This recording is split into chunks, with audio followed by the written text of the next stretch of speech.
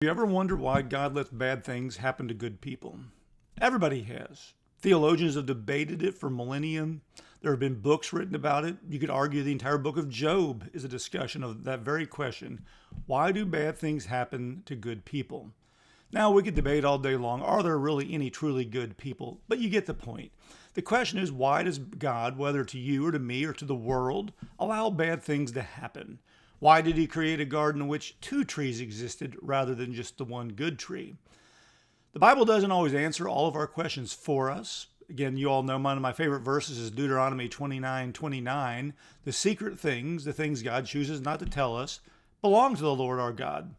But the things that have been revealed belong to us and our sons, that we might study them, think about them, talk about them forever.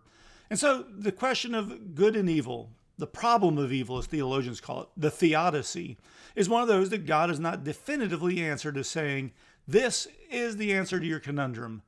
Yet we continue to talk about it, and in a year like 2020, or some of you are struggling with cancer or unemployment or problems at home, this is a question that's always on your mind. Why me, Lord? Well, David often asked that same question in many of the Psalms. David had lots of problems. David had a king who hated him, Saul. David had enemies who were his friends one day and betrayed him the next. Many of the Psalms, if you remember now, as we've gone through 50 some odd of them this year, have been David's lament about his current situation, not merely saying, poor, poor, pitiful me, but crying out to God in faith, begging God to help him, and occasionally trying to ask God why it happened in the first place. This morning's Psalm, Psalm number 57, follows along that same line. David never does completely answer why do bad things happen to good people, but he returns to one theme repeatedly throughout it that I think gives us ultimately a big picture answer to that very question. So let's read Psalm number 57. Be merciful to me, O God, be merciful to me, for in you my soul takes refuge. In the shadow of your wings I will take refuge, till the storms of destruction pass by. I cry out to God Most High, to God who fulfills his purpose for me. He will send from heaven and save me, and he will put to shame him who tramples on me. God will send out his steadfast love and his faithfulness. My soul is in the midst of the lions. I lie down amid fiery beasts. The children of man, whose teeth are spears and arrows, whose tongues are sharp swords. Be exalted, O God, above the heavens. Let your glory be over all the earth. They set a net for my steps. My soul was bowed down. They dug a pit in my way, but they have fallen into it themselves. My heart is steadfast, O God, my heart is steadfast. I will sing and make melody. Awake, my glory. Awake, O harp and lyre. I will awake the dawn. I will give thanks to you, O Lord, among the peoples. I will sing praises to you among the nations.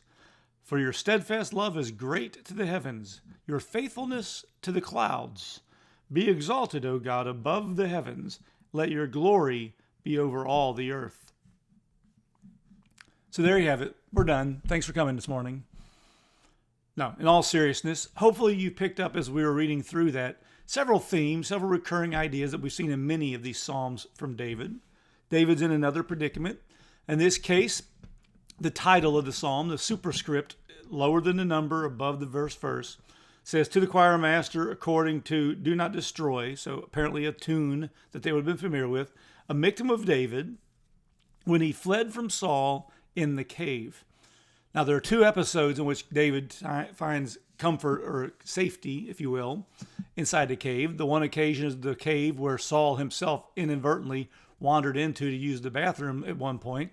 And then there's also the cave of Adullam, where David went to hide. His family came to see him, all those who were in debt, all who were in trouble. And they came and they surrounded David and essentially became his army and loyal subjects. He became a king, in essence, before he officially became the king. That's more likely the case here, but we don't know for certain. But David's in trouble yet again, and for something he didn't do. He had not tried to usurp Saul's power. God had anointed David as king, but not David himself. And so here's David crying out. You'll notice the recurring theme in this psalm of David's prayer. David crying out to God, begging God to show him mercy.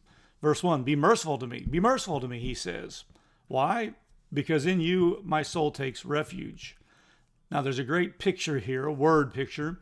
In the shadow of your wings, I will take refuge. The picture of a mother bird protecting her chicks from the weather or from whatever the environment might bring that way, till the storms of destruction pass by. David knows where his comfort really is. It's not in the cave, it's in the presence of God. And so he seeks God, both in prayer and hopefully one day for eternity. It says in verse 2, I cry out to God Most High, to the God who fulfills his purpose for me. So here's the beginning of our answer to why do bad things happen. God has a purpose for David. We know what it is long term because we know that he's going to be the king one day. David knows that intellectually, but at the moment has to be wondering what's going on.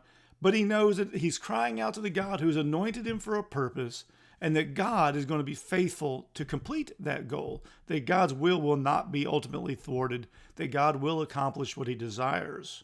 In fact, he goes on to say in verse 3, he will send down from heaven and save me. He will put to shame him who tramples on me. Out of his steadfast love and his faithfulness, these things are going to happen. God will rescue him. He doesn't know when. He doesn't know how. He knows that God's people will be redeemed, and he knows that God's enemies will be punished. In fact, he's hoping for that right now, isn't he? Verse 4, my soul's in the midst of lions. Lions are symbolic of those who would devour or destroy us. I lie down amid fiery beasts. They're all fired up, pun intended, and ready to destroy. The children of man, so he's talking about humans, he's not talking about animals, whose teeth, their mouth, what they do to talk and tear him down, are like spears and arrows. Their tongues are sharp swords. And so David's in trouble, but he knows who God is. Verse 5, be exalted, O God, above the heavens. Let your glory be over all the earth.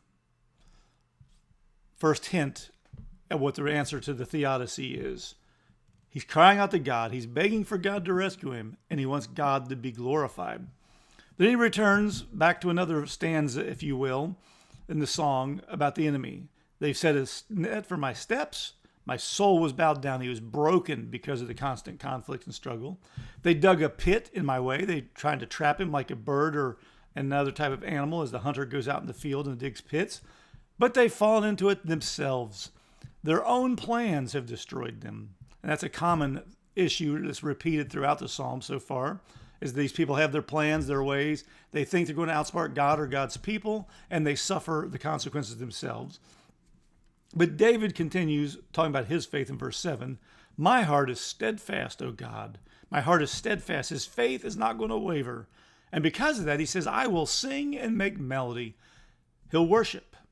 And so verse 5, David wants God to be glorified and worship. Let your glory be over all the earth. Verse 7, I'm going to sing and make melody. Verse 8, he continues that theme. Awake my glory. That's the kind of the recurring word there in verse 8. Awake my glory. Awake, O harp and lyre. I will awake the dawn. The picture is building off verse 7 into verse 8. David is going to go into the evening worshiping God, making melody, praising God for who he is. And he's going to do so all night long so that when the sun comes up, David in his praise of God will be there already awake. They'll awaken the dawn. I'll give thanks to you, O Lord, among the nations. He's going to testify of God's goodness. He says, I'm going to sing your praises among the nations. He's going to be faithful in telling all people about God's goodness. For your steadfast love is great to the heavens. There's good cause and reason to worship and glorify God. Your faithfulness to the clouds. And then he concludes the psalm, be exalted, O God, above the heavens. Let your glory be over all the earth. Verses 5 and 11 repeat. They're this tissue that holds it all together, the tie that binds, so to speak. God is to be exalted above the heavens, above everything else, above all that he's created. Let your glory be over all the earth. God does not always tell us why he does what he does. He does not always explain himself. He doesn't have to. But as we read through the book of Job, we see a similar kind of thread there as well. Job and his friends are debating for chapter after chapter about why bad things have happened to Job, presumably, seemingly a good man. Job finally demands an answer, and when God arrives on the scene, one thing he doesn't do is give an answer. Instead, he reminds Job, Job is Job and God is God, and he doesn't answer to anyone. Job learns that lesson, And finally, at the end of the story, in chapter 42 of Job, Job says, I had heard of you with my ears, but now I've seen you with my eyes. Through his tragedy, through his turmoil, Job came to know God better. And the more we know about God, the wisdom literature teaches us, whether Job or the Psalms or the Proverbs, the more we know about God, the more reason we have to worship him, to long for him, to desire to be with him for all of eternity. That is the ultimate reason why God allows bad things to happen to good people. He's not necessarily punishing us. He's not necessarily correcting or rebuking us, though it could be that. Ultimately, in these things, when we turn and seek our comfort from God, he gets the praise and the glory, not only in the eternity, but today. And when we come out the other side, we tell others about it, and God's glory extends even further. So this morning, as we wrap up 2020, as you continue to deal with the situation you're dealing with, remember, the praise of God is the reason for which we've been created, and it might be the reason you're going through what you're going through. Give God the glory and count on him to save you in his good time.